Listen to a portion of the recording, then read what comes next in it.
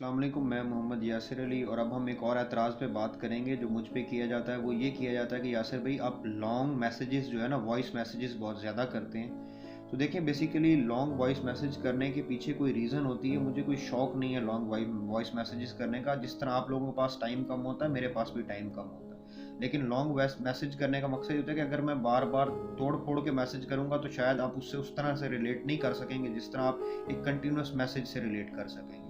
और देखें, जब किसी ने कुछ सीखना होता है तो फिर लॉन्ग वॉइस मैसेजेस सुनने पड़ते हैं, और हम भी करते हैं। हम भी लॉन्ग वॉइस मैसेजेस सुनते हैं जब हमें कोई चीज़ सीखनी होती है या समझनी होती है। और अगर हमने नहीं समझनी होती, नहीं सीखनी होती, तो हम इग्नोर करते हैं। देखिए, जब आप किसी से कोई सवाल करते हैं और आप उससे जवाब चाहते हैं, जब वो आपको जवाब देता है तो फिर उसका जवाब पूरा सुने, या तो फिर आप उससे सवाल ही ना करें। अब हमारे यहाँ प्रॉब्लम ये है कि लोग सवाल करते हैं लेकिन फिर जवाब सुनने के लिए वेट नहीं करते, या उनके पास इतना वक्त नहीं होता।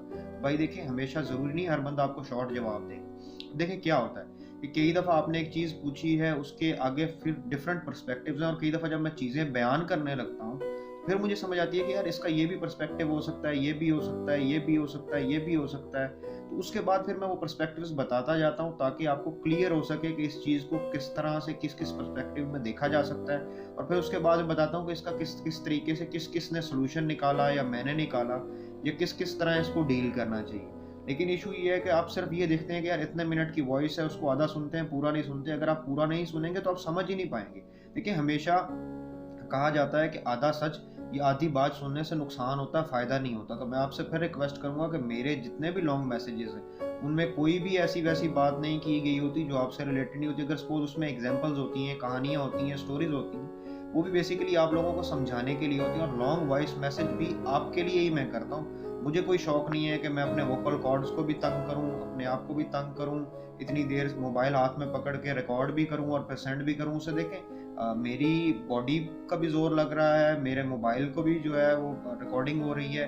मतलब मेरी हर तरह से एफर्ट्स उसमें यूज़ हो रही है, मेरा टाइम भी यूज़ है। तो देखिए, मैं एक चीज़ बिलीव करता हूँ, क्वालिटी टाइम स्पेंड करना। और क्वालिटी टाइम स्पेंड करने का मकसद ये है कि जितनी देर भी मैं मौजूद हूँ और जिस बंदे के साथ भी मौजूद हूँ उसको प्रॉपरली गाइड करूँ। अगर देखिए, मैंने शॉर्ट मैसेजेस करने हैं दूसरों की तरह, जिस तरह लोग करते हैं कि कभी नहीं पूछते कि यार प्रॉब्लम क्या है, उसकी जड़ तक नहीं पहुँचते, और उसके बाद एक शॉर्ट सा मैसेज कर देते हैं कि एक बंदा कहता है कि जी मेरे बर्ड ब्रीड नहीं करते।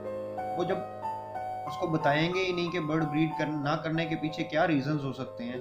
सिर्फ़ एक जवाब दे देंगे कि जी ये चीज़ इस्तेमाल कर ले, तो ये कोई चीज़ ठीक नहीं है। जब लॉन्ग मैसेजेस कर रहे होते हैं, सपोज़ देखें, एक इंसान को प्रॉब्लम है किसी से रिलेटेड, तो आपने देखें डेड इन शेल की बात करें तो डेड इन शेल कैल्शियम की कमी की वजह से भी होता है, कैल्शियम की ज़्यादती की वजह से भी होता है, विटामिन्स की कमी की वजह से भी होता है, विटामिन्स की ज़्यादती की वजह से भी होता है, डीएनए डीएनए प्रॉब्लम्स की वजह से होता है, जो चिक अंदर बन रहा होता है उसके इम्यून सिस्टम पे होता है, सिबलिंग पेयरिंग की वजह से होता है, टेम्परेचर की वजह से होता है, ह्यूमिडिटी की वजह से होता है, इम्प्रॉपर इंक्यूबेशन की वजह से भी डेड एंड शेल हो जाता है, डिस्टर्बेंस की वजह से हो जाता है, बेडिंग प्रॉपर ना होने की वजह से हो जाता है, प्रॉपर जो शेड है या उसकी प्रॉपर केयरिंग ना करने की वजह से हो जाता है। मतलब इसके पीछे बहुत सारे रीजंस हो सकते हैं जो हम टोटली इग्नोर कर देते हैं।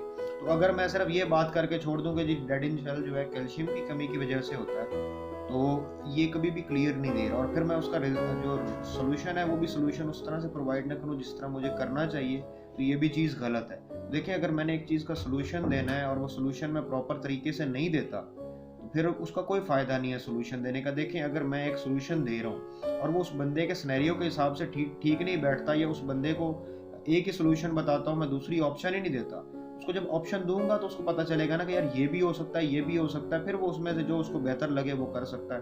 लेकिन हमारे यहाँ प्रॉब्लम ये है कि हम सोल्यूशन भी शॉर्ट बताते हैं, प्रॉब्लम भी शॉर्ट आइडेंटिफाई करते हैं, और अगले को कई दफ़ा वो चीज़ें बताते ही नहीं है जो उसको बतानी चाहिए, जिससे वो बेहतर जज कर सके कि प्रॉब्लम क्या है और क्या नहीं है।